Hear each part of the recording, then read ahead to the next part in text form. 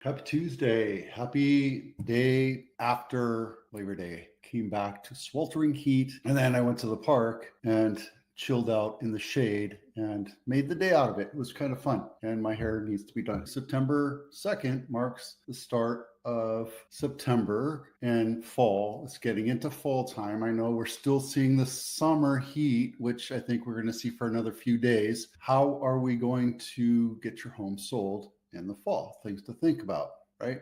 Now, part and parcel, mostly it's all the same stuff, but let's go into it. Get your mindset right. We do see a drop in homes available for purchase. It's just kind of a normal. Now, drop in number of homes for sale compared to our selling season, March, April, May. Throughout the last 3 months, we saw a considerable drop in inventory. And now we're going to see it come down a little bit more, but that's good news. If you're serious about selling, there are buyers out there that are serious about buying. Now, we saw a drop in value here in Blossom Valley. We saw a drop in volume pretty much all throughout since May. But here's the thing. During the summer, most people go on vacation. They're dealing with their kids.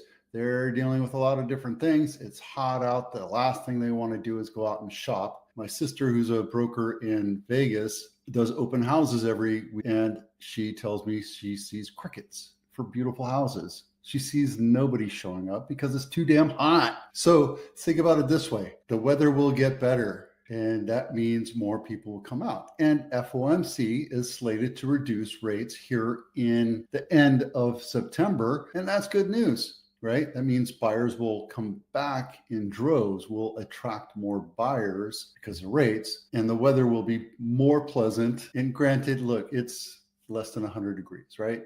We haven't seen anything reach over 100 degrees in San Jose yet, knock on wood, and we're happy about that. However, hottest, anything past 90 degrees is unbearable. And if you're in the desert, 114 is just ridiculous, but it is what it is. I was there last week and it was beautiful. It was 94. It was hot, but it wasn't that crazy hot. Like here it was almost intolerable, but here it's different, right? We're all spoiled. Less inventory available for homes, less competition for available financing, less competition for related services. That means if you need to stage up your house, there's going to be less houses to deal with, and stagers are scrambling to get more business, so they're happy to work with you instead of having to push you out 2 weeks. And if they're that busy, then you shouldn't be going with them anyway. Go with somebody else. By purchasing a home in autumn, home buyers know they can be settled into their new home in time for the holidays. It's true. And here's the thing, right? If you have kids and you're empty nesting in summer, you wanted to wait till summer,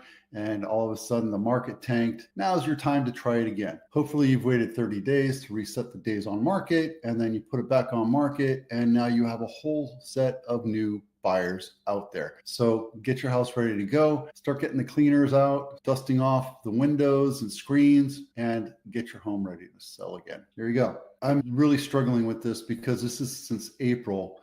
I don't know why they haven't updated this. I went back and looked inside the gizmos and made sure that this is the most recent ones. We're not seeing a huge increase in delinquencies. So if you hear the crash bros saying we're seeing that, it might be regionally. I know Dallas, I know Las Vegas, I know a lot of delinquency. And delinquency is when you stop paying your mortgage and a notice of default is filed, and then the bank starts the process of foreclosing on your house. So we're not seeing a huge increase. Recent one, which should be, this was updated in August, so it's going to be a couple more months until this thing updates. So we'll come back to that in a couple months. Cupertino House of the Week. The reason why I picked this is because it's brand new on market, and it's just the standard house for almost $4 million. 4-bedroom, 2.5 bath. 2,000 square feet, built in 1960. Let's take a look inside. Slightly updated, newer tile floors, newish. Yeah, I like this. I like the wood look. I like the granite. I like the island, travertine, older. Same with the guest bath. It's light. It's airy. And look, staged home. If you want to get the most value out of your house, stage your home. Stage it, clean it, make it smell nice. Stage the house, make it look like a model home. Even if you have boob lights and you have a dated kitchen or dated bathrooms, your house is going to sell faster if it has stage. Yes, it's a cost. If you cheap out, you don't have anybody but to blame. Oh, you can always blame your agent. Your agent can only do so much, right? And if you refuse to do the staging, that's on you. Okay. This is Willow Glen House of the Week. Crescent Drive, not my listing, $4.2 million, brand spanking new, 5-bedroom, 4.5 bath, 3,800 square feet, built in 2025. And the reason why I picked it is because you can walk right down to the table and Lincoln Ave and just hang out and enjoy company with your friends. And you don't need to label pictures because, come on, that's just ridiculous. I like the accordion look on the windows here instead of having sliders. When you're having a party and you're entertaining, people can come in and out. It's nice. Gives your house a bigger, airy feel to it. I like this vaulted ceiling. To me, vaulted ceilings are a dated look. I like tray ceilings, high tray ceilings, but that happen to fit the format of this home. Not a big fan of the brass, the new brushed brass. I'm not a fan of that, but don't listen to me. The reason why I don't like the brushed brass is like the rubbed oil bronze. It's trendy. In 5-10 years, you're going to have to replace it. If you're into that, that's cool. Whatever. This looks like it's a wine room, maybe downstairs. Not sure why you would just do that, but this is Willow Glen. You can do whatever you want. Nice bathrooms, but again, for $4 million, I wouldn't. That's just me. And then luxury home of the week. This is brand new. Tallwood Court, $24 million. 6 bedrooms, 7 and 2.5 baths, 10,000 square feet, built in 2025. So just built, and it is in Atherton. If you want to know exactly where it is, there you go. Let's take a look inside. I've been watching videos on my shorts and love the guy. He's just very chill ASMR. Kind of gets you motivated to work on your car, but then you go outside in the heat and you're like, I'll do it later. And then you forget. This is a nice house, limited on photos. This episode is brought to you by the Home Inspection Checklist. If you have not downloaded it yet, take a look. Remember, no home is perfect. This is not designed to take the place of a home inspector. This is designed so that you can go through and get your honey-do list before you bring in an inspector.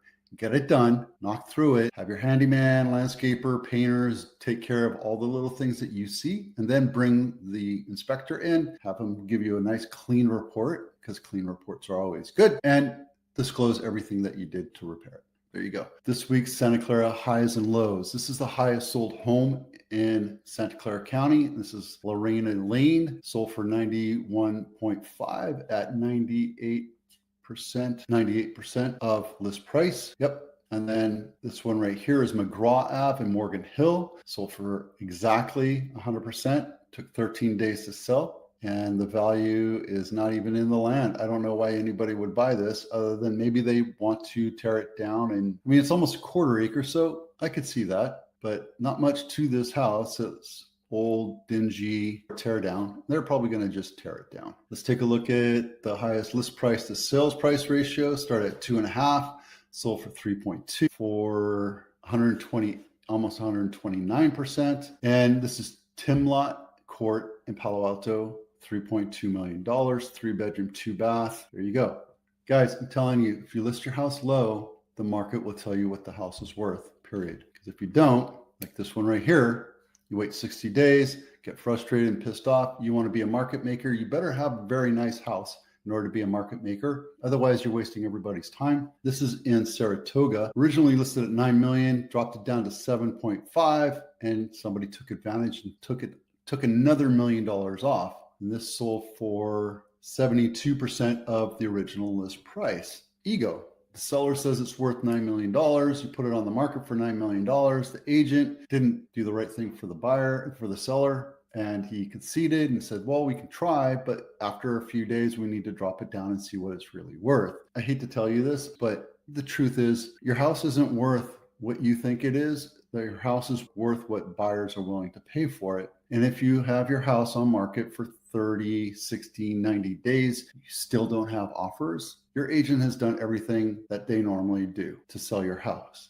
And yes, they're selling other houses around you, and they're not going to pay as much time on your house because you refuse to lower the price to attract buyers. It's the price. Location, market condition, and property condition, period. All right. Yesterday I didn't do a video, so this is the highest and lows. We already went through that. Today's. And then here is Monday's 12 Bay Area County market report. Nothing crazy to look at. However, Santa Clara just popped over $13 billion in sales on the 36th week of the year. And there's no slowdown for Santa Clara County. Prices might be contracting, but smart sellers are meeting buyers where they want to be. And there you go. And I just started a new chart for you to look at. Months of inventory. I don't know how to get rid of this. I still have to figure this out. Months of inventory isn't going crazy outside of Napa. Napa had a hard couple months, but everything else seems to be staying pretty level. I don't want to say stagnant because we're seeing homes sell. We're not seeing major shoot ups here, any major hockey stick chart. And I think we're doing fine. I think this market is doing really well. We're not seeing a bunch of bank owned properties pop in. We're not seeing delinquencies. We're seeing homes sell. Yes, prices are coming down a little bit, but it's the summer. When is the summer things slow down? Buyers get pickier. And because of 7% rates, actually we're at 6.5% right now. FOMC is slated to drop the rate in end of September. Rates have come down in anticipation of that to 6.5. So you can buy a house